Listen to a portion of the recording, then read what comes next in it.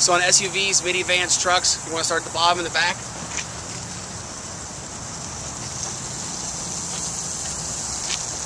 And make sure you get this little lip right here on the top too, because people can see that little lip up in the horizon. Get all your water out. Start at your bottom. Just do a section at a time, so you're not having to walk all the way back and forth on the vehicle. And right here, when you get in front, come down. And that's it. Clean, wash, and dry in one motion. Make sure that your colored side is going first, and then your chamois follows behind.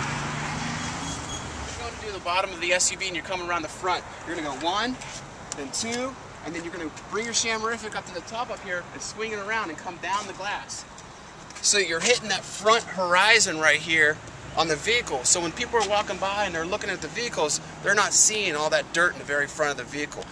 You don't necessarily have to dry out the whole top of the vehicle, but a lot of the vehicles that are shorter, the smaller SUVs, you do, because you can see it.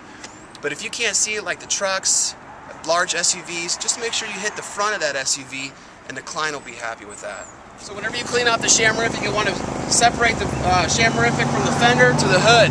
That way it'll hold onto the car and you're not having to try to hold on to the Shamerrific.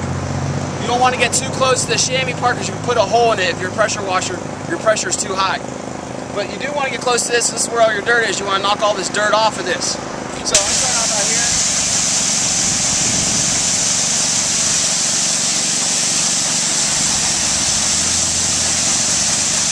Getting real good. So knock that off real quick. Grab it right here, flip it over. Do the other side. See how it holds on to the car? You don't even have to hold on to it.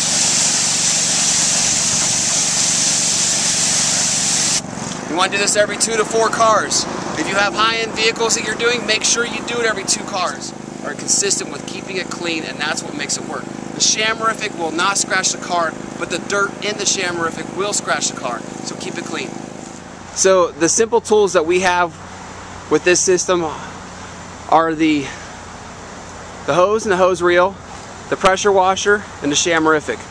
Now with the hose reel, what we do normally is we release the pressure washer first, let it on the ground, and then we drive the vehicle around to where the outlet is, letting the hose reel unreel itself.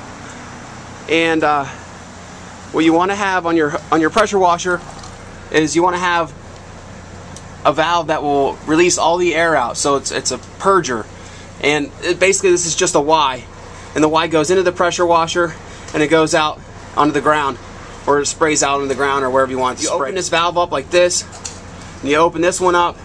When you turn your water on, you'll get release all the air out of the system.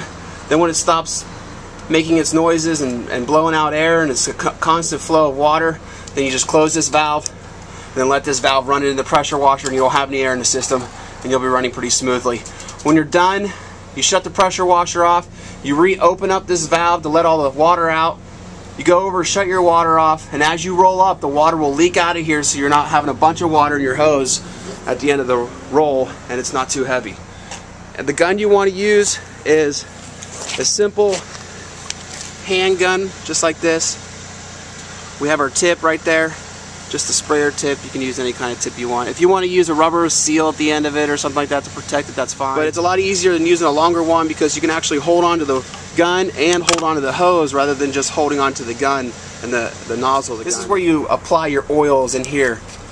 And what we do is we dump out all the oil that was originally in this pressure washer or this pump, and we fill it with Lucas oil, and it helps the pump to last, rather than 2 months, about 6 months. So it's very long lasting. It helps the parts to last a lot longer, adds a lot more lubrication protection to the motor and pump.